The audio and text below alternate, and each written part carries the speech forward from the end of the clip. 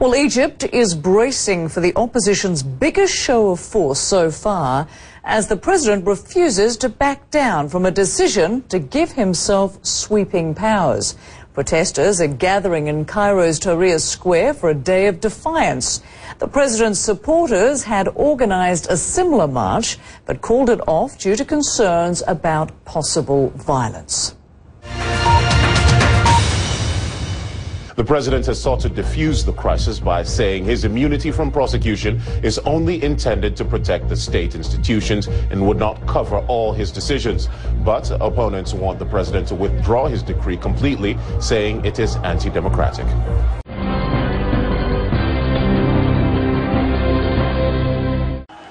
On Sunday, a protest in the northern city Damanhur turned violent. Demonstrators clashed with Morsi supporters, including members of the Muslim Brotherhood. The two sides threw stones and gasoline bombs. One person died and more than 30 were injured. More than 10,000 people staged a sit-in in Cairo's Tahrir Square. They urged Morsi to revoke his announcement. The country's Ministry of Health says about 300 people have been injured in clashes between protesters and security forces. Morsi last week added a new clauses to the country's constitution. One says courts cannot reverse his decisions. Presidential officials denied that Morsi is consolidating his power. They said he made the decree to protect the democratic process.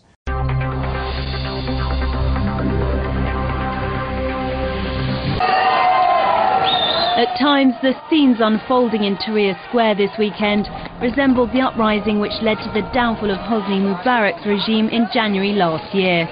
By Sunday night, the number of protesters had swelled as more and more people took to the streets in the first major challenge to the president's rule. Tensions have been running high since Thursday last week when President Mohamed Morsi issued a decree putting his decisions beyond any legal challenge until a new parliament is elected. We have replaced a corrupt and fascist regime with another brutal and fascist regime. Everything is still the same. Beating protesters, injuring them, and people getting killed. It's all the same. We've not changed anything. We've replaced one dictator with a worse dictator. Hundreds of people have been injured in 3 days of street battles in the capital. While in northern Egypt, a teenager was killed when rioters stormed the Muslim Brotherhood's headquarters in the Nile Delta.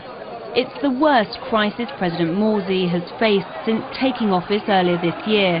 Opponents, including the country's judges, say President Morsi's decree to exempt his decisions from judicial review sets a dangerous precedent.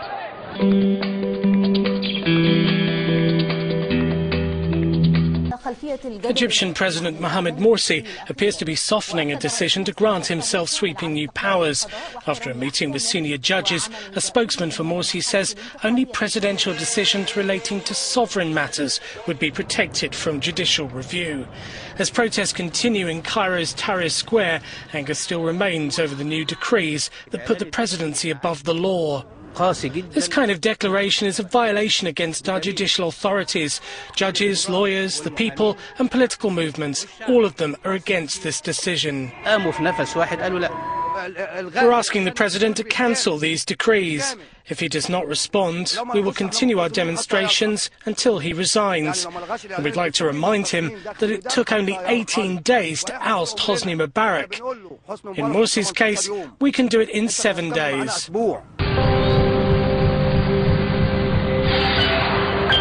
Despite the tensions on the streets, there is optimism in the air. But behind me in Tahrir Square, tents have been set up ahead of a 1 million-man march that is being called for on Tuesday. And yet, despite that, the Muslim Brotherhood has called off their rival protest precisely to avoid any possible confrontation or clashes on the streets of Cairo. Brian? Ayman Moideen in Cairo for us tonight. Ayman, thanks.